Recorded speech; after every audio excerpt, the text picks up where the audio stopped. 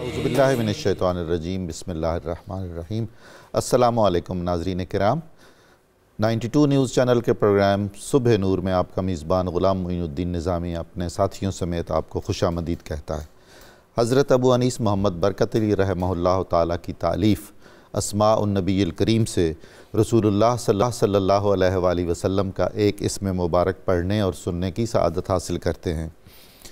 سیدنا المتہجد صلی اللہ علیہ وآلہ وسلم، ہمارے سردار نماز تہجد ادا فرمانے والے، درود و سلام بھیجے اللہ تعالیٰ آپ صلی اللہ علیہ وآلہ وسلم پر، آپ کی آل پاک پر اور آپ کے صحابہ کرام رضوان اللہ تعالیٰ علیہم اجمعین پر۔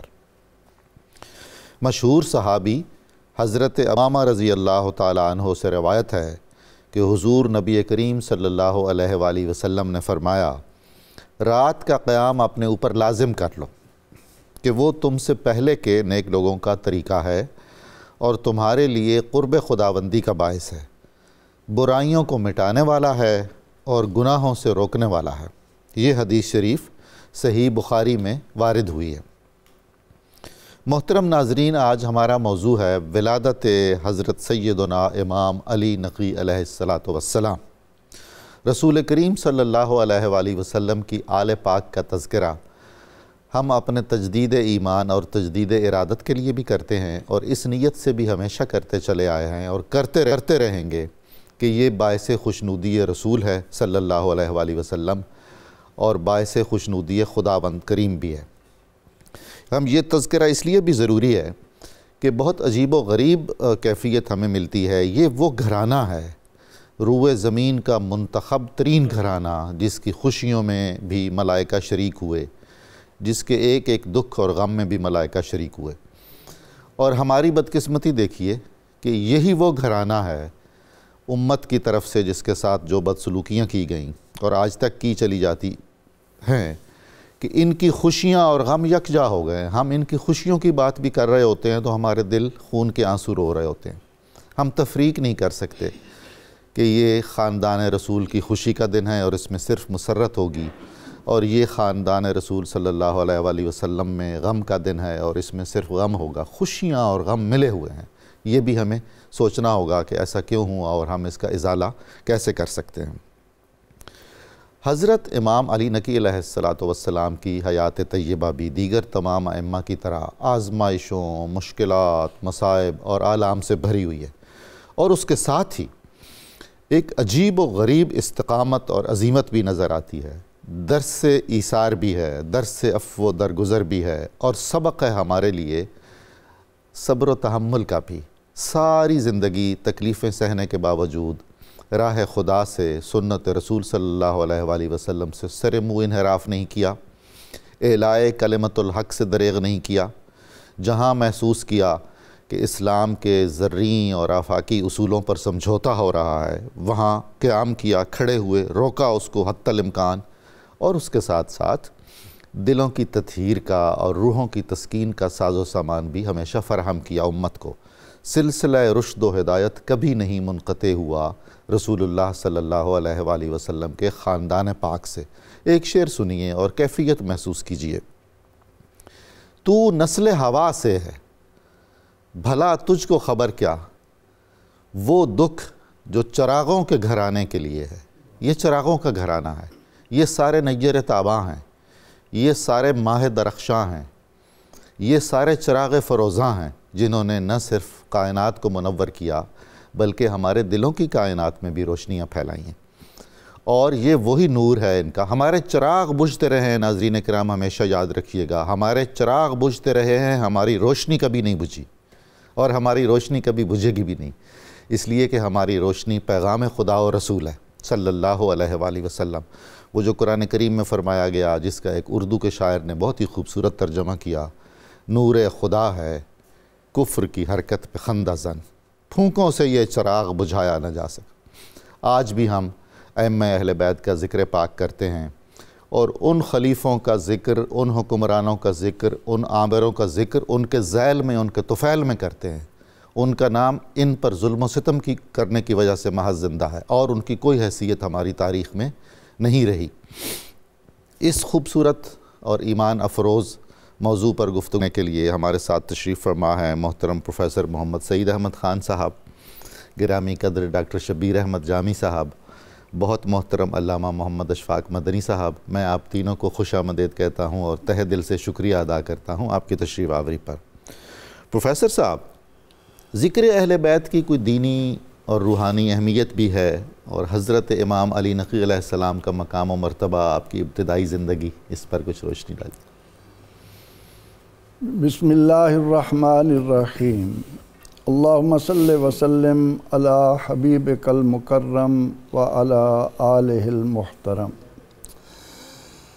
بہت شکریہ محترم ڈاکٹر صاحب، کیسی خوبصورت صحبت ہے۔ شیخ عبدالحق محدث دہلوی رحمۃ اللہ علیہ فرمایا کرتے کہ جب ہم کسی کا ذکر کرتے ہیں تو وہ اس طرح ہے کہ گویا ہم ان کی صحبت میں سبحان بیٹھے اللہ، ہوئے ہیں۔ سبحان اللہ۔ اور پھر ہم تو یہ ایمان رکھتے ہیں کہ یک زمانہ صحبت با اولیاء بہتر از 100 سال طاعت بے ریا۔ سیدنا حضرت امام علی نقی جو امت مسلمہ کے اہل ایمان کے 10ویں امام ہیں، سبحان اللہ، سبحان اللہ۔ ان کا ذکر پاک اس نوعیت سے کہ اہل بیت اطہار کی امت مسلمہ کو روحانی اعتبار سے، دینی اعتبار سے کتنی اہمیت کی حامل ہے، اس کا اندازہ ہم اس سے لگائیں کہ پروردگار عالمین نے جی ریاض نجابت کے سبحان اس اللہ بہترین اور خیر خلق، خیر امت پودے کو اس انداز سے اگایا ہے کہ تعلیم دی، اعلان کیا کہ یطہرکم تطہیرا، طہارت میں نہائے ہوئے، واہ، طہارت کے دھوئے ہوئے، سبحان اللہ، طہارت سے میں غرق کر کے، طہارت میں ڈوبو کر، نور سرشت، پر نور بنا کر واہ، دنیا کے اندر جن کو بھیجا گیا۔ اور پھر نبی اکرم رحمت عالم صلی اللہ علیہ وسلم کو اللہ جل مجدہ کی طرف سے حکم ملا کہ ان سے کہو لا اسألکم علیہ اجرا الا المودۃ فی القربى۔ اللہ اکبر۔ اب جن کی محبت امت پر، اولاد آدم پر اللہ نے لازم کی ہو، اللہ اللہ اللہ، اور نبی اکرم رحمت عالم صلی اللہ علیہ وسلم فرمائیں کہ احبونی بحب اللہ، سبحان اللہ، اللہ کی محبت کی بنا پر مجھ سے پیار کرو، مجھ سے محبت کرو، وَأَحِبُّ أَهْلَ بَيْتِي بِحُبِّي، کیا بات، اور میری اہل بیت کے ساتھ میری محبت کی بنا پر محبت کرو۔ پھر سرور دو جہاں صلی اللہ علیہ وسلم نے اپنے آخری خطبے میں امت کو اس حقیقت کی طرف توجہ دلا دی کہ مینار نور میری امت میں یہ اشخاص رہیں گے۔ سبحان اللہ، سبحان اللہ، میری عطرت کو قرآن پاک اور عطرت، واہ، کیونکہ آپ کی عطرت نے قرآن کو جس انداز میں عملی طور پر اپنے وجود پر نافذ کیا، واہ، اپنی زبانوں سے کائنات کے اندر اس کے نمونے رکھے، سبحان اللہ، اس سے بڑھ کر امت کو اور کہیں رہنمائی نہ مل سکی، نہ مل سکتی ہے، نہ کبھی مل سکے گی۔ سبحان اللہ، اس لیے اس روحانی طور پر، دینی طور پر، اخلاقی طور پر ہمیں ہر حال سے اس خانوادے کے ساتھ وابستہ ہونا پڑے گا۔ ان سے رہنمائی لے کر ہی ہم اپنی معاشرت کو، اپنی معیشت کو، اپنے اخلاق کو سنوار سکتے ہیں۔ اگر ہم یہ کہیں کہ نبی اکرم رحمت عالم صلی اللہ علیہ وسلم کا ورثہ تو علم ہے، تو علماء جو بھی ہیں اس میں کوئی شک نہیں کہ جن علماء نے بھی اپنے آپ کو اخلاق کے اس سانچے میں ڈھالا جو پیغمبر رحمت صلی اللہ علیہ وسلم نے امت کو عطا کیے، وہ بھی ہمارے لیے لائق تحسین ہیں، بے شک، لیکن خون خیر الرسل سے ہے جن کا خمیر، جو نبی اکرم رحمت عالم صلی اللہ علیہ وسلم کا اخلاق کا، آپ کے علم و عمل کا نمونہ لے کر آ رہے ہیں، ان کے ساتھ وابستہ ہوئے بغیر اگر کوئی چاہتا ہے کہ یہ کائنات آب تطہیر سے دھلے گی، اس کائنات کو حسن ملے گا، تو ایسا نہیں ہوگا، ایسا ہرگز نہیں ہو سکتا۔ یہ جو ہم ذکر جمیل کرتے ہیں، یہ دراصل اسی اجر رسول صلی اللہ علیہ وآلہ وسلم کو ادا کرنے کی ایک حقیر سی کوشش ہے۔ لا ریب نبی اکرم رحمت عالم صلی اللہ تعالی علیہ وسلم نے ان کی محبت کو ایمان کا جز دے کر ہم پر رحمت کے دروازے کھولے ہیں۔ یہ ہمارے محتاج نہیں ہیں، وہ تو اپنی شان میں کامل ہیں، اپنے اخلاق سے اللہ کے نزدیک، لیکن ضرورت ہم کو ہے کہ ہمیں اگر اپنی معاشرت میں اپنے اخلاق میں ایک یعنی مثبت پہلو دنیا کے سامنے رکھنا ہے تو اس کے لیے اللہ رب العزت نے اہل بیت اطہار کو ہمارے لیے نمونہ بنایا ہے، اور نبی اکرم رحمت عالم صلی اللہ علیہ وسلم نے اہل بیت اطہار کو کشتی نوح کے ساتھ تشبیہ دے کر کتنے خوبصورت انداز میں امت پر واضح کر دیا ہے کہ غرقابی سے بچنے کا ایک ہی راستہ ہے کہ اہل بیت اطہار کے ساتھ اپنے آپ کو وابستہ رکھو۔ حضرت امام علی نقی مدینہ میں جی سیدنا امام علی نقی 214 ہجری میں 5 رجب کو مدینہ منورہ میں آپ تشریف، سبحان اللہ، اور آپ نے اپنی زندگی کے ابتدائی 6 سال اپنے والد ماجد حضرت محمد تقی رحمۃ اللہ علیہ السلام کی صحبت میں گزارے، اور حقیقت یہ ہے کہ یہ وہ گھرانہ ہے کہ اسے کسی اور کو علم دینے کی ضرورت ہی نہیں ہے۔ ہم علم لدنی کا ذکر کرتے ہیں، علمناہ من لدنا، جس پروردگار عالمین نے اپنے بندے خضر علیہ السلام کو اپنی طرف سے علم عطا کیا، اس واحد لا شریک نے اس خانوادے کو نبی اکرم رحمت عالم صلی اللہ علیہ وسلم کے خون سے علم تو ودیعت کر دیا ہے۔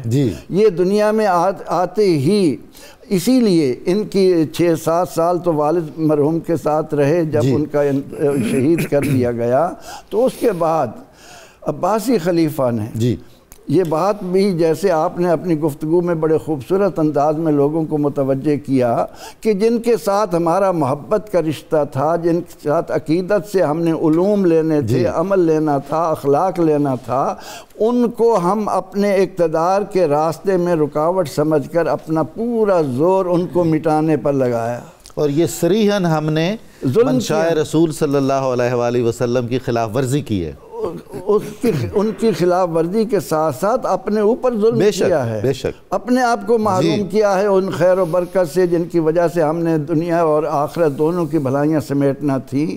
تو اس کے بعد ایک ایسے استاد کا انتخاب کیا گیا کہ جو ان کو اس انداز میں تعلیم دے کہ لوگ ان سے دور رہیں، اللہ اکبر، اور خلفاء کو بڑا اچھا جانا جائے۔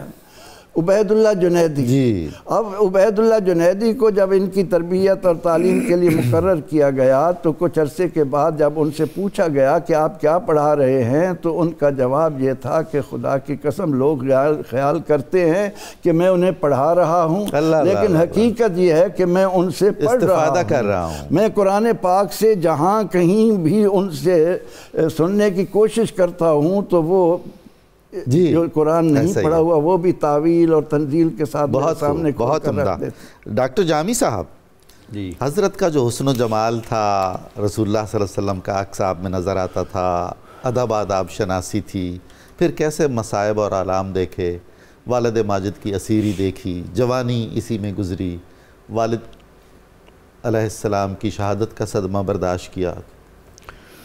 بسم اللہ الرحمن الرحیم۔ سیدنا امام علی نقی علیہ السلام کا بڑا خوبصورت تذکرہ چل رہا ہے، تو آپ کے محبت کا وجوب اور پھر ان کی ابتدائی حیات کی جو خوش رنگی تھی اس کا تذکرہ پروفیسر صاحب نے اور آپ نے بہت خوبصورت انداز سے کیا، تو میں ذرا اسی تناظر میں چند باتوں کا اضافہ کروں۔ ضرور۔ ایک تو یہ تھا کہ یہ جو ظروف مطہرہ ہے نا، یہ فضیلت کا اور وہب کا ایک بہت بڑا نمونہ ہے۔ اللہ تعالیٰ نے نظام ہدایت کو چلانے کے لیے جو چنیدگی کا یہ انتخاب کا سسٹم رکھا ہے، ان کے سرخیل یہ لوگ ہیں، اللہ اکبر، ان کی مطابعت میں باقی لوگ ظہور پذیر ہوتے رہے ہیں۔ سبحان اللہ۔ تو آپ نے دیکھا کہ 6 سال کی عمر میں والد صاحب سے تلمذ کر کے وہب و عطا کے علمی و روحانی طور پر وہ چشم اپنے باطن میں جذب کر لینا جس کی گواہی پھر بعد میں ملتی رہی، تو اس کی بنیادی وجہ یہ ہے کہ اللہ تعالیٰ ایک تو ان کو چنتا ہے، اور چنتا کس سلیقے سے ہے کہ حضور نبی اکرم صلی اللہ علیہ وسلم کے نسب طہارت کے فیض کے حاملین یہ لوگ ہیں۔ خاندان اصطفاء بھی ہے، خاندان اجتباء بھی ہے۔ بالکل ٹھیک، یعنی ان کے اندر یہ رنگ بھی ہے۔ پھر آپ نے دیکھا کہ اگلا ان کی زندگی میں جو بڑا گہرا رنگ ملتا ہے اور اس میں بڑا کمال یہ ہے، اور اس کی بنیادیں لگتا یہ ہے کہ حضور نبی اکرم صلی اللہ علیہ وسلم نے الفقر و فخری کا جو ٹائٹل اپنے لیے چن لیا تھا، سبحان اللہ، شاید اس کے کئی اطلاقات ہیں، اور شاید امت کا محروم ترین بندے کو بھی سہارا دینے کے لیے کیا بات ہے، آپ نے یہ اسوہ متعین کیا۔ لیکن اس کی جتنی زیادہ بہتات، جتنی زیادہ کثرت اور وہ ماحول ہمیں ائمہ اہل بیت کے ہاں ملتا ہے، تو لگتا یہ ہے کہ اس وقت یہ اصول متعین فرماتے ہوئے آپ کی نگاہ بصیرت و فراست بھی دیکھ رہی تھی کہ اس میرے اصول کا مظاہرہ کرنے کے لیے ائمہ اہل بیت بڑا کردار ادا کریں۔ سبحان اللہ، سبحان اللہ۔ اچھا، کہتے یہ ہیں کہ آپ کی جو عمر تھی جب آپ کو اسیر کیا گیا، وہ آپ کی عمر بنتی ہے 22 سال۔ اچھا، یعنی 6 میں والد صاحب کا وصال ہوا، جی، پھر 6 سے لے کر آپ تقریباً 18 سال تک آرام کی زندگی میں مدینہ کی حدود میں رہے، اور آپ وہاں باقاعدہ درس حدیث دیتے تھے، ظاہری طور پر آرام کی زندگی، ظاہری طور پر آرام کی زندگی۔ مطلب یہ ہے کہ وہاں آپ کو یہ اچھا موقع ملا۔ بعد میں یہ جو حکمرانوں کا شاید ہر زمانے میں عجیب نظام ہی رہا ہے کہ اب حکمرانی یہ ظاہری طور پر تو چل نہیں سکتی جب تک دماغوں کو، دلوں کو کنٹرول نہ کر لیا جائے۔ سبحان اللہ۔ شاید یہ باتیں حکمرانوں کو کبھی بھی سمجھ نہیں آئیں۔ جسموں پر حکمرانی نہیں ہوتی، حکمرانی ہمیشہ دماغوں پر ہوتی ہے، دلوں پر ہوتی ہے، ہمیشہ دلوں پر ہوتی ہے۔ یہ دلوں اور دماغوں کے صحیح حکمران، ان کو زیر کرنے کے لیے ظاہری حکمرانوں نے ہر حربہ استعمال کیا، کمال، لیکن ان کا ہر حربہ ناقص ظاہر ہوا، چونکہ جو دلوں کے بادشاہ ہوتے ہیں، دماغوں کے بادشاہ ہوتے ہیں، ان کے اندر استقامت کا، صبر کا وہ کو حمالیہ ہوتے ہیں کہ ان کو کسی جگہ بھی متزلزل نہیں کیا جا سکتا۔ پھر لکھتے ہیں کہ 12 سال تک آپ کو قید میں رکھا گیا، اللہ اکبر، اور اس قید میں رکھنے کے لیے ہر حربہ استعمال کیا گیا، یعنی آپ کو غیر مناسب مقاموں پر بھی رکھا گیا، آپ کو نظر بند بھی رکھا گیا، آپ کو نعوذ باللہ شراب تک پلانے کی کوشش کی گئی، آپ کو بہت زیادہ تنگ بھی کیا گیا، آپ سے گانے وغیرہ سننے کی سفارشیں بھی کی گئیں، حد ہو گئی۔ جو بھی معاملہ بہرحال پیش آتا رہا، آپ کی جاذبیت شخصیت کی اور آپ کا تحمل و وقار ہمیشہ اس نوعیت کا ہوتا تھا کہ ہر جگہ آپ فاتح قرار پاتے تھے۔ سبحان اللہ۔ ان کو شرمندگی ہوتی تھی، بہت افسوس ہوتا تھا۔ بہرحال یہ آپ کے حالات اس طرح چلتے رہے۔ پھر آپ نے اس پورے حالات میں بھی جو سب سے بڑی گہری بات ہے، توازن کسی جگہ منتشر نہیں ہونے دیا۔ کیا بات؟ یعنی کسی ایسی سازش میں شریک نہیں ہوئے، کوئی ایسا قدم نہیں اٹھایا کہ امت کی ڈگر جس طرح چل بھی رہی ہے اس میں کوئی ایسا رخنہ پیدا نہ ہو کہ بعد میں پریشانیاں پیدا ہوں۔ بہرحال یہ آپ کی طرف سے وہ خاموش تھپڑ تھا جو ان حکمرانوں کے سر پر تھا کہ تمہارا جبر، تمہاری سختی کے باوجود بھی، اگر اجازت دیں تو سر سے تھوڑا سا نیچے کر لوں، چہرے پہ کر لوں، چہرے بالکل ٹھیک ہے۔ مطلب کہ یہ آپ نے وہاں استقامت کا ماحول دیا۔ پھر جیل کے دوران آپ نے جو لوگوں کے سامنے یہ باتیں کی، یہ بات جو آپ نے سجدہ ریزی کی، جو شکر کی کیفیت، سبحان اللہ، متوکل کے قریب تر ہونے کا بڑا موقع ملا، کبھی بھی مظاہرہ نہیں کیا اپنی کوئی درخواست، کوئی التجا، ایسا استغناء نفس۔ واقعی الفقر و فقری جو جملہ تھا وہ اس موقع پر ناز کرتا تھا کہ واقعی اصول کیوں رکھا گیا ہے، یعنی اسباب کی کوئی بھی شکل نہیں چھوڑی گئی، لیکن اطمینان قلبی کی، ذہنی سکون کی، لطافت روحانی کا وہ رنگ تھا جو بھی ایک دفعہ دیکھتا وہ اسیر ضرور ہو جاتا سبحان اللہ۔ وہ ایک الگ بات ہے کہ وہ ظاہری جبر کی وجہ سے کھلی مطابعت تو نہیں کر سکتا تھا، لیکن دل و جان سے ان کو عزیز رکھتا تھا۔ سبحان اللہ سبحان اللہ۔ علامہ اشفاق مدنی صاحب، یہ واقعتاً سلطان القلوب ہے، حضرت کا جو عہد امامت ہے جس کی طرف علامہ جامی صاحب نے کچھ ذکر کیا ہے، اس پر آپ کچھ اور ارشاد فرمائیے۔ اور اس قدر مشکلات میں آپ نے جو عوام الناس سے رابطہ رکھا، ہر ممکن کوشش کی کہ اپنا پیغام لوگوں تک پہنچائیں، کیسا مشکل کام تھا؟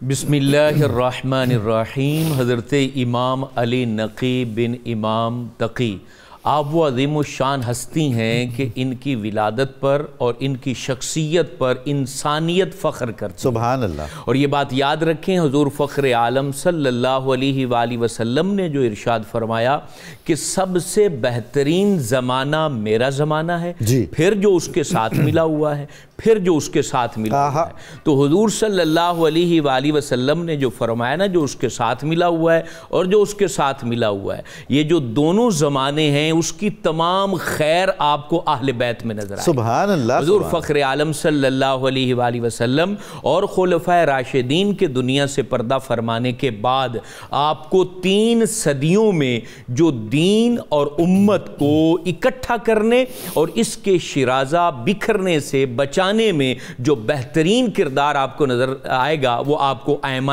اہل بیت کا نظر آئے گا۔ اور جو تیسری صدی ہجری ہے وہ تو ہے ہی امام تقی کی، امام نقی کی۔ انہوں نے مسلسل جو ہے نا وہ ایسا جہد مسلسل کیا ہے، اس میں اس طریقے سے اپنی جو ہے وہ زندگی کو پیش کیا ہے کہ اپنے شب و روز اور اپنا بچپنا، اپنی جوانی اور اپنی زندگی کے تمام شب و روز جو ہیں حضور فخر عالم صلی اللہ علیہ وآلہ وسلم کی امت کو فیض پہنچانے، ان کو خیر پہنچانے، انہیں برکت سے آشنائی دلانے میں آپ نے گزار دیا۔ کیا بات! اتنا مشکل وقت آپ نے گزارا ہے، اور اس مشکل وقت میں آپ نے اس طریقے سے ایک عام شخص اور ایک رہنما کی رہنمائی کی ہے کہ قیامت تک وہ اصول اسلام کو جو بندہ لیڈ کر رہا ہو، وہ امام نقی کو اگر نہیں پڑھے گا تو وہ اسلام کو لیڈ نہیں کر سکتا۔ انہوں نے بتایا ہے کہ ایک لیڈر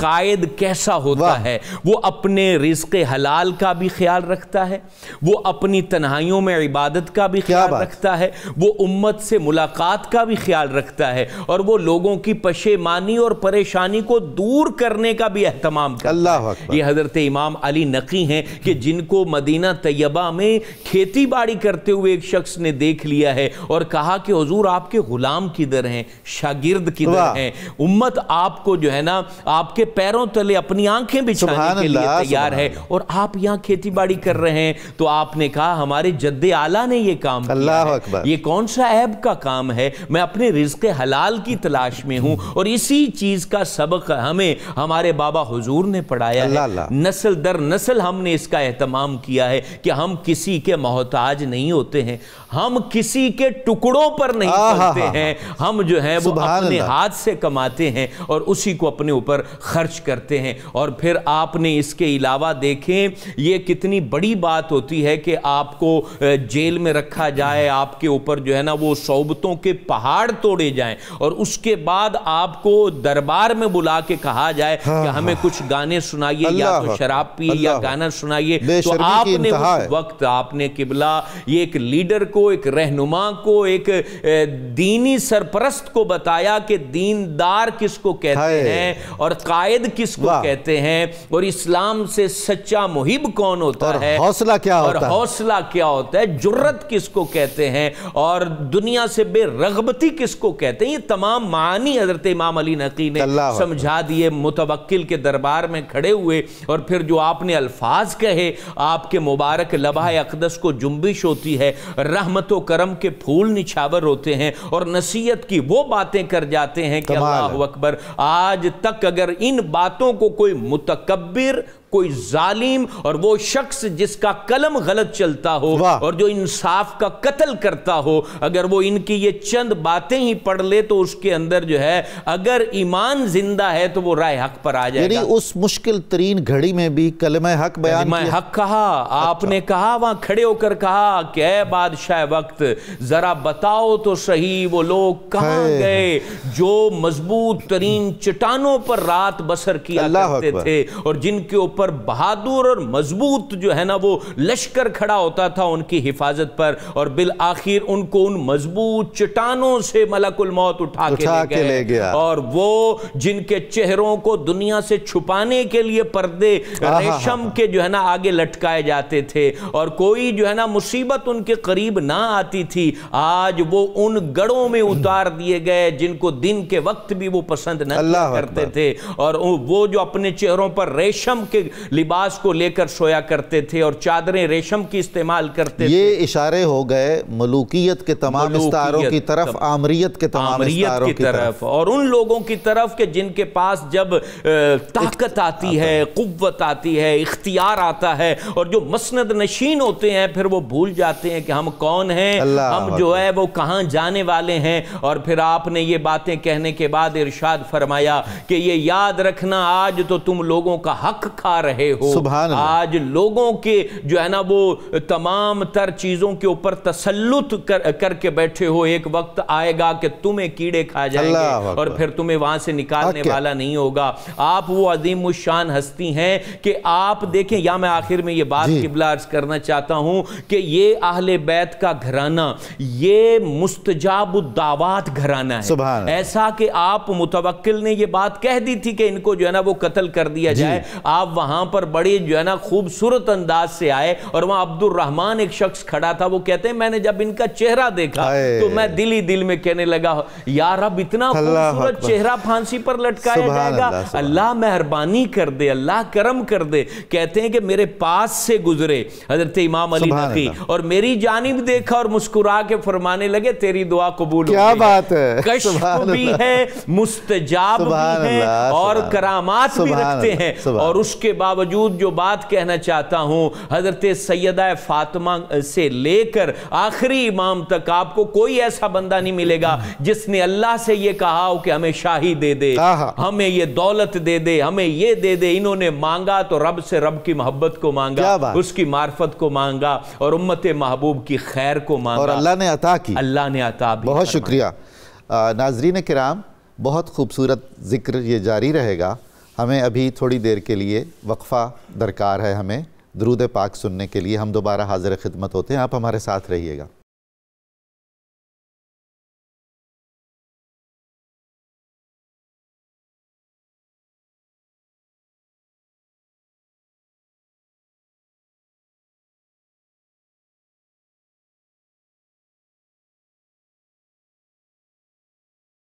السلام علیکم محترم ناظرین، صبح نور میں دوبارہ خوش آمدید۔ ہم ذکر پاک کر رہے ہیں حضرت سیدنا امام علی نقی علیہ السلام کا۔ پروفیسر سعید صاحب سے پوچھتے ہیں کہ حضرت امام کے اخلاقی فضائل اور آپ کی فیوز و برکات کچھ آگاہ فرمائیے ہمیں۔ سیدنا امام علی نقی علیہ السلام کی حیات طیبہ کا ایک ایک لمحہ امت مسلمہ کے لیے خیر و برکت سے معمور نظر آتا ہے۔ سبحان۔ آپ نے اپنے عمل سے دنیا کو بتایا کہ کسی معاشرت کا استحکام اور ترقی کا راز یہ ہے کہ اس کا ہر فرد اخلاق حسنہ میں رنگا ہوا ہو۔ سبحان اللہ، سبحان اللہ۔ پروردگار عالمین نے اپنے محبوب کریم صلی اللہ علیہ وسلم کے اخلاق کی تعریف کی، وَإِنَّكَ لَعَلَىٰ خُلُقٍ عظیم، اور نبی اکرم رحمت عالم صلی اللہ علیہ وسلم نے فرمایا کہ خیارکم خیارکم اخلاقا، اللہ اکبر، تم میں سب سے بہتر وہ ہے جو تم میں اخلاق میں سب سے آگے ہے، جس کے اخلاق سب سے بہتر ہیں۔ اس نقطہ نظر سے امام علی نقی علیہ السلام نے امت کو جو اخلاق حسنہ کے لیے تعلیم دی ہے وہ یہ کہ حضور علیہ السلام فرماتے ہیں کہ رأس الحکمت مخافت اللہ، اللہ اکبر، دانائی کی بنیاد اللہ کا خوف ہے۔ ہم دیکھتے ہیں کہ فاروق اعظم رضی اللہ عنہ نے اپنی انگوٹھی پر لکھوایا ہوا تھا کفا بالموت واحدہ۔ سیدنا امام علی نقی علیہ السلام کی حیات طیبہ میں ایک بات جو خاص طور پر نظر آتی ہے وہ یہ کہ آپ جہاں بھی رہتے تھے، جہاں جہاں آپ کا قیام ہوا وہاں آپ اپنی قبر کھدوا لیتے تھے۔ اللہ اکبر۔ اور لوگ حیران ہوتے تھے کہ اتنا عظیم انسان جو اپنے اخلاق میں، اپنے مرتبے میں اس حد تک بلندیوں پر فائز ہے، وہ یہ کیوں کرتے ہیں؟ تو آپ فرماتے تھے کہ یہ میں اس لیے کرتا ہوں کہ مجھے موت یاد رہے، اور موت کی تذکیر جو ہے وہ اخلاقیات کو متاثر کرتی ہے، اور اس بنا پر سیدنا امام علی نقی علیہ السلام نے اپنے اخلاقی فضائل اس انداز سے ہمارے سامنے دیے ہیں کہ ہم ان کا نام سن کر، علی کا نام اور خلق حسن لے کر محمد کا، کیا بات، نقی دنیا میں آئے دین ہے محو ثنا خوانی، کیا بات ہے۔ آپ نے شجاعت ہو، سخاوت ہو، امانت ہو، خود جو لفظ نقی ہے، خود لفظ نقی کے معنی کتنے خوبصورت ہیں۔ یہ وہ منقع ہو گیا، پاک صاف ستھرا، طہارتوں والے۔ ویسے تو یعنی میں نے شروع میں بھی عرض کیا تھا کہ آب طہارت سے دھلے ہوئے اس خاندان کو اللہ تعالیٰ نے یہ سند دی ہے۔ تو آپ کے اخلاق کے فضائل میں یہ تھا کہ آپ نے ہمیشہ اپنے مخالفوں کے ساتھ بھی حسن سلوک کی، عفو و درگزر سے کام لیا، اپنے نانا کی سنت ہے نا جی، اپنی برداشت کی یہ حد تھی کہ دشمنوں کے ساتھ بدلہ لینے کی بجائے ان کو معاف کرتے چلے جا رہے ہیں۔ قدم قدم پر آپ نے انسانیت کی فلاح کے لیے جو اخلاق ضروری ہیں ان کا عملی پیکر بن کر آپ نے دنیا کو دکھایا۔ ضرورت مند آئیں خالی چلے جائیں، یہ نہیں ہوتا تھا۔ جہاں کسی کو کسی مشکل میں دیکھا اس کی مشکل کو آسان کرنے کے لیے آپ میدان میں آئے۔ اللہ، یہاں تک کہ متوکل جیسا جو دل میں آپ کے خلاف بغض رکھتا تھا وہ بھی آپ کے اخلاق کی تعریف کیے بغیر نہیں رہتا۔ کیا بات ہے۔ اور وہ اس قدر مخالف ہونے کے باوجود ان مسائل میں جن کو اور کوئی حل نہیں کر سکتا تھا وہ امام علی نقی علیہ السلام کی طرف ہی رجوع کرتا تھا اور ان کی بات کو اپنے لیے دلیل سمجھا کرتا تھا۔ یہ بھی حضرت علی شیر خدا سے چلی ہوئی ہے بات۔ علی نقی علیہ السلام نے اپنے اخلاق کی فضائل تو دنیا کو دکھائے ہی، لیکن علم کے فروغ کے لیے آپ نے جو خدمات سرانجام دی ہیں وہ بھی آب زر سے لکھنے قابل ہیں۔ حضرت موسیٰ کاظم علیہ السلام نے مدینہ منورہ کے قریب جو ایک دیہات میں جگہ قائم کی، سریہ بستی بنائی، آپ نے بھی اسی جگہ کو انتخاب کیا، اچھا، اور وہاں پر ایسا شاندار مدرسہ قائم کیا۔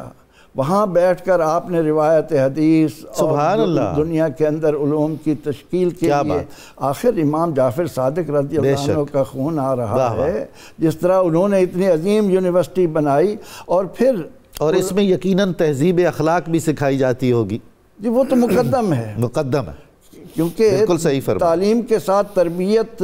اور پروفیسر صاحب آپ بھی اتنا عرصہ استاد ماشاءاللہ آپ بھی پڑھا رہے ہیں، استاد جب خود نمونہ بن کر سامنے آتا ہے تو وہ جو کچھ زبان سے پڑھا رہا ہوتا ہے وہ طلباء کے ذہنوں میں ایک رس گھولتا ہوا ان کے قلب میں اثر طبی ہوتا ہے، جڑیں پکڑتا ہے، کیونکہ تربیت کے بغیر لما تقولون ما لا تفعلون والی بات ہو جاتی ہے۔ کابر مقتا عند اللہ ان تقولوا ما لا تفعلون، اللہ کو سب سے زیادہ غصہ ہی ناراضگی اس بات پر آتی ہے کہ تم وہ کہو جو کرتے نہیں۔ تو سیدنا امام علی نقی علیہ السلام نے واضح طور پر دنیا کے اندر یہ بات رکھ دی کہ الناس فی الدنیا بالاموال، اللہ اکبر، دنیا میں لوگ مال کی بدولت ہیں، لیکن یاد رکھو کہ وَفِي الْآخِرَةِ بِالْأَعْمَالِ، اعمال پر توجہ دی، علم کے ساتھ آپ نے عمل کو دنیا کے کیا خوبصورت اسوہ ہے۔ ڈاکٹر جامی صاحب، حضرت کی جو خانگی زندگی ہے، شادی، اولاد اور آپ سے استفادہ کرنے والے کچھ لوگ، ارشاد فرمائیے۔ یہ ایک آپ کی شخصیت کا بہت گہرا اور خوش رنگ پہلو یہ بھی ہے کہ اتنی مصروف ترین اور ہنگامی زندگی گزارنے کے باوجود بھی آپ کی اہلی زندگی بہت خوشگوار سبحان اللہ سبحان اللہ، اور آپ نے اولاد و شاگردوں کی تربیت بہت گہرے اصولوں پر فرمائی تھی۔ سلیل نامی خاتون کے ساتھ آپ نے نکاح فرمایا، اس سے آپ کے صاحبزادے پیدا ہوئے امام حسن عسکری علیہ السلام۔ سبحان اللہ۔ ویسے آپ کی جو بیٹے گنوائے جاتے ہیں وہ تقریباً 9 کے قریب ہیں۔ اچھا ماشاءاللہ۔ جعفر بن علی نکی، آگے ابو الشرف حسن بن علی نکی، اچھا، ابو محمد حسن عسکری، حسین بن علی نکی، زیادہ بن علی نکی، اللہ اللہ، علی امام بن علی نکی، سبحان اللہ، ابو جعفر محمد بن علی نکی، یحییٰ بن علی نکی۔ اچھا، اس ناموں کے انتخاب میں دیکھیں، یا تو انبیاء کے نام لے آتے ہیں یا پھر علی اور محمد اور حسن و حسین کی ایسی تکرار ہے تاکہ ان ناموں کی جو ایک اپنی فضیلت ہے نا وہ بھی اولاد کے رگ و پے میں شفٹ ہو۔ پھر آپ کے بارے میں کہتے ہیں کہ علوم میں چونکہ آپ کو بڑا تبحر تھا تو آپ تفسیر بھی پڑھاتے تھے، فقہ پڑھاتے تھے اور حدیث پڑھاتے تھے۔ یہاں ایک جملہ کہہ دوں، وہ یہ ہے کہ عام بندہ تو علم پڑھاتے ہوئے صرف لفظ و معنی پڑھاتا ہے، اس طرح کے بندے پڑھاتے ہیں لفظ و معنی کے ساتھ روحانی تاثیر بھی انڈیلتے ہیں۔ کیا بات، تاکہ سننے والا وہ صرف معنی اور مفاہیم ہی نہیں لے کر جاتا، اپنے اندر واضح اثرات کی وجہ سے تبدیلی فیل کرتا ہے۔ سبحان اللہ، کہ یار اس صحبت میں بیٹھنے کا یہ اثر ہوا کہ اب میں تبدیل ہوتا جا رہا ہوں۔ یہی فیضان نگاہ ہے، یہی فیضان نگاہ ہے۔ پھر آپ نے جن لوگوں کو باقاعدہ پڑھایا، حتیٰ کہ یہاں تک بھی لکھا ہے 2 ٹاپک آپ کے ساتھ بڑے خصوصی تھے۔ اچھا، ایک تو یہ تھا کہ اللہ تعالیٰ کے منفرد ہونے کا کیا پہلو ہے، سبحان اللہ، جس کو ہم کہتے ہیں تنزیہ، کمال ہے، اور اللہ تعالیٰ کے فیض رسانی کا کیا نظام ہے، سبحان اللہ، جس کو فنی زبان میں کہتے ہیں تشبیہ۔ جی، اس پر آپ بڑی گہری گفتگو فرماتے تھے۔ سبحان اللہ، سبحان۔ دوسرا، تقدیر پر آپ بڑی گہری گفتگو فرماتے تھے، کتنا حساس موضوع ہے، جبر کہاں ہوتا ہے اور بندے کا اختیار کہاں ہوتا ہے، اور اس میں بیلنس اور توازن کیسے قائم کیا جائے۔ اور لگتا یہ ہے کہ یہ تقدیر کا مسئلہ یہ حضرت علی رضی اللہ تعالیٰ عنہ سے پوچھا گیا، حضرت حسن بصری نے امام پوچھا، حسن بصری نے حضرت امام حسن سے پوچھا کہ داتا صاحب نے لکھا ہے، داتا صاحب نے لکھا ہے۔ تو یہ لگتا ہے کہ تقدیر کے اہل بیت کا مخصوص علم اور الہیات کے موضوعات پر ان کی گہری نظر تھی۔ آپ سے جن لوگوں نے استفادہ کیا ان میں جی نام آتے ہیں عبدالعظیم حسنی کا، عثمان بن سعید کا، ماشاءاللہ، ایوب بن نوح کا، حسن بن راشد کا، اور حسن بن علی ناصر کا۔ مقصد یہ ہے کہ یہ ایک انبوہ کثیر تھا۔ بے شک علم کی اور روحانیت کا اگر کسی نے توازن سمجھنا ہو تو ائمہ اہل بیت سے زیادہ کوئی رنگ بھرا ماحول آپ کو نہیں ملے گا۔ جامی صاحب، پھر یہ جن سب کے آپ نے اسماء لیے ہیں جنہوں نے فیض پایا آپ سے، وہ خود بھی تو آگے سرچشمہ فیض بنے ہوں گے نا، سرچشمہ فیض بنے اور اس فیض کو آگے پہنچایا۔ آج جو ہم یہ باتیں کر رہے ہیں تو آخر چیز تسلسل سے آ رہی ہے، اور کتابوں میں یہ جو آپ کے فرمودات عالیہ لکھے ہوئے ہیں یہ سارے آپ کے شاگردوں کے بتائے ہوئے اور خانوادے کے بتائی ہوئی باتیں ہیں۔ تو یہاں جو ہمیں ضروری ہے جس بات پر غور، ائمہ اہل بیت کے تناظر میں غلط فہمی سے ہم نے علم کو اور تربیت کو شاید الگ الگ کر دیا۔ کہیں ایسا ہو کہ علم اور تربیت کو لازم و ملزوم کیا جائے۔ سبحان اللہ۔ اب کوئی کہہ سکتا ہے کہ علم و تربیت لازم و ملزوم کیسے ہوگا؟ اس استاد کا انتخاب کیجئے جو با کردار بھی ہو اور عالم بھی ہو۔ سبحان اللہ، سبحان اللہ۔ یہ نمونہ وہ متعین کر کے گئے تھے۔ اس وجہ سے جب وہ مسندوں پر بیٹھتے تھے، نہ صرف یہ کہ لوگ علم لے کر جاتے تھے، لوگ کردار کے خزانے بھی سمیٹ کر سبحان اللہ، سبحان اللہ۔ علامہ مدنی صاحب، حضرت کی شہادت، تدفین اور آپ کے مزار پاک کی مرجعیت اور خود مزار کی جو فیوز و برکات ہیں، یہ ارشاد فرمائیے۔ حضرت امام علی نقی نے تقریباً 40 سال کی عمر پائی ہے، اور حیرت ہوتی ہے کہ اتنے عرصے میں آپ 6-7 بادشاہوں کا ظلم بھی سہ گئے، اللہ، اور پھر اتنا بڑا کام بھی کر گئے۔ اور یہ بات ثابت کرتی ہے کہ جو اللہ والا ہوتا ہے اس کے شب و روز میں اللہ برکت رکھ دیتا ہے۔ سبحان اللہ، سبحان اللہ۔ اور جو فاسق و فاجر ہوتا ہے ظالم ہوتا ہے وہ 100 سال بھی عمر پا جائے تو نہ اس کی زندگی میں برکت ہوتی ہے نہ اس کا ذکر باقی رہتا ہے. کیا بات. یہ دیکھیں 40 سال میں کتنا بڑا کام کر گئے ہیں. عقلیں حیران ہیں. آج ہم 1 گھنٹہ ہو چکا ہے ان کی گفتگو کرتے ہوئے. ابھی تشنگی محسوس ہو رہی ہے. تشنگی محسوس ہوتی ہے. اور آپ نے جو ہے نا تقریباً 20 سال 9 ماہ کا عرصہ سامرا میں گزارا اور اس کے بعد پھر آپ کو یہ عراق میں ہے. یہ عراق میں ہی ہے. تو وہاں آپ کو پھر زہر دے کر شہید کر دیا گیا.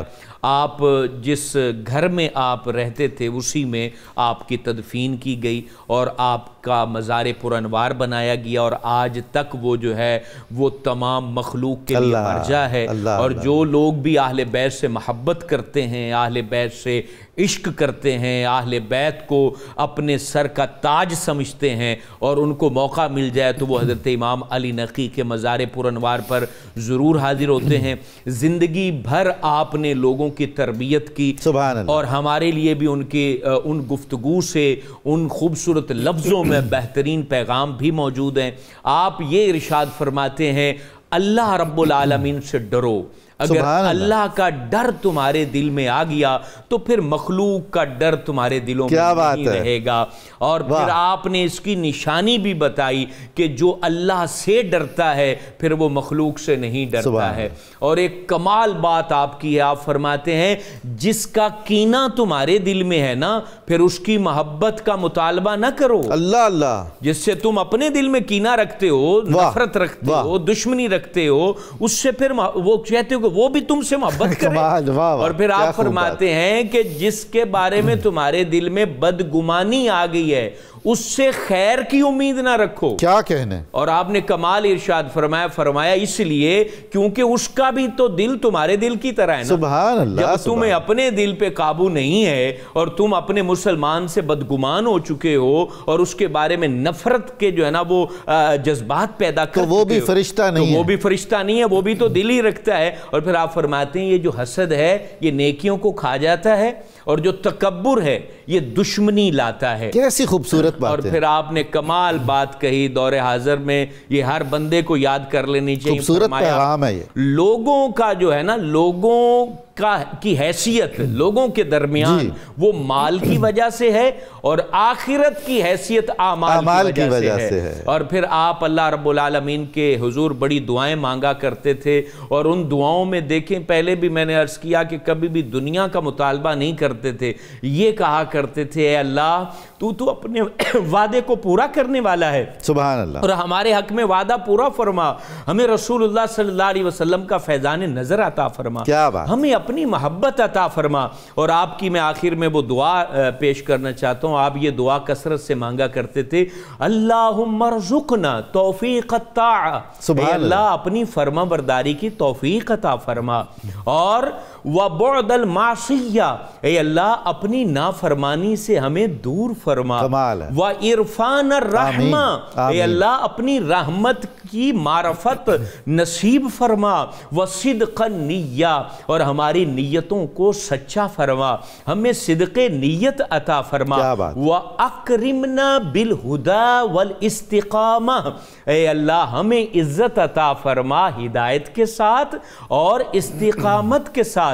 وَسَدِّدْ أَلْسِنَتَنَا بِالصَّوَابِ وَالْحِکْمَةِ اے اللہ ہماری زبان پر جب بھی جاری کرنا سچائی اور درستی کو جاری کرنا اور حکمت کو جاری کرنا. وَامْلَأْ قُلُوبَنَا بِالْعِلْمِ وَالْمَعْرِفَةِ ہمارے دلوں کو مولا بھر دے اپنی معرفت کے ساتھ اور علم حقیقی کے ساتھ ہمارے دلوں کو بھر دے. اور پھر آپ کہا کرتے تھے وَطَهِّرْ بُطُونَنَا مِنَ الْحَرَامِ وَالشُّبْهَةِ اے اللہ ہمارے پیٹوں کو حرام سے اور ہر شبہ کی چیز سے محفوظ فرما.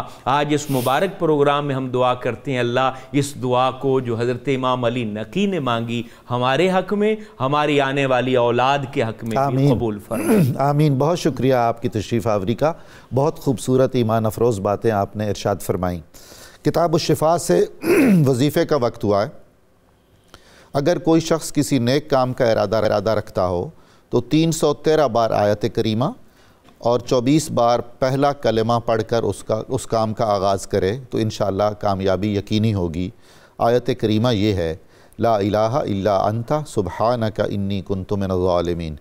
قول مبارک سیدنا امام علی نقی علیہ السلام نے ارشاد فرمایا، فقراء اور غرباء کو کھانا کھلانا اور پانی پلانا معرفت الہی کا پہلا زینہ ہے۔ ناظرین کرام، آج کے اخبار روزنامہ 92 میں سیدنا امام علی نقی علیہ السلام کے زیر عنوان بہت اعلیٰ عمدہ مضمون شائع ہوا ہے، آپ ضرور استفادہ کیجئے گا۔ پروگرام کی تفصیل جاننے کے لیے صبح نور کے ایکس کو فالو کریں، ہمارا فیس بک پیج لائک کریں، پروگرام دیکھنے کے لیے ہمارا یوٹیوب چینل سبسکرائب کریں، ہمیں اپنی قیمتی رائے سے آگاہ کریں۔ ابھی آپ ہم سب مل کر نعرہ مقصد پاکستان لگائیں گے اور اس کے بعد ہم محمد اویس رضا صابری صاحب کی خوبصورت آواز میں منقبت سنیں گے۔ آئیے نعرہ لگاتے ہیں، آپ ہمارا ساتھ دیجئے۔ پاکستان کا مطلب کیا؟ لا الہ الا اللہ محمد رسول اللہ۔ جناب محمد اویس رضا صابری صاحب۔ ہادی علی نقی ہیں تو راہبر علی نقی،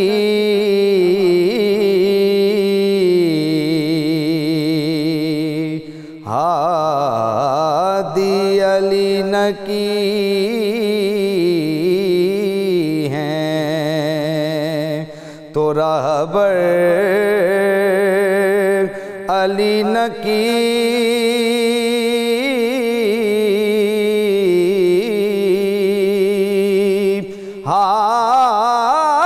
ہادی علی نقی ہے تو راہبر علی نقی،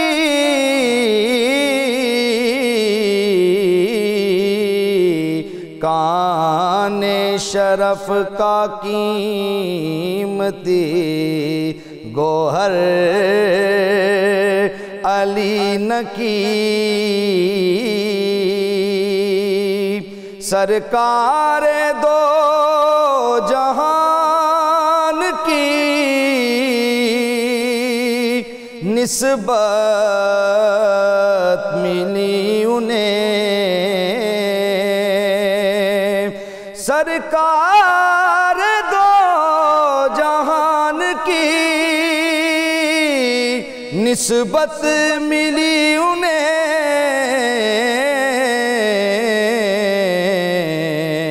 حیدر کے علم و فضل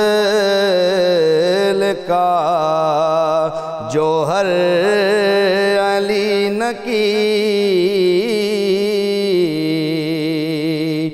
مسند نشین بز میں امامت بھی آپ ہیں، مسند نشین بز میں امامت بھی آپ ہیں، اہل حرم کے محسن و یاور علی نقی، وہ کربلا کی اعلیٰ وراثت کے ہیں امین، وہ کربلا کی اعلیٰ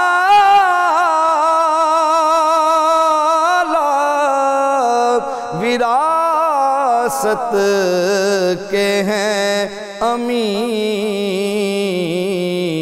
جود و سخا صبر کا پیکر علی نقی،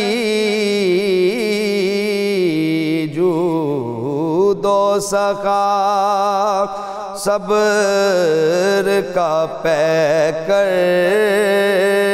علی نقی، ساجد ہیں ان کے فیض چرچا جہان میں ساجد ہے ان کے فیض کا چرچا جہان میں اب بھی بنا رہے ہیں مقدر علی نقی اب بھی بنا رہے ہیں مقدر علی نقی ہادی علی نقی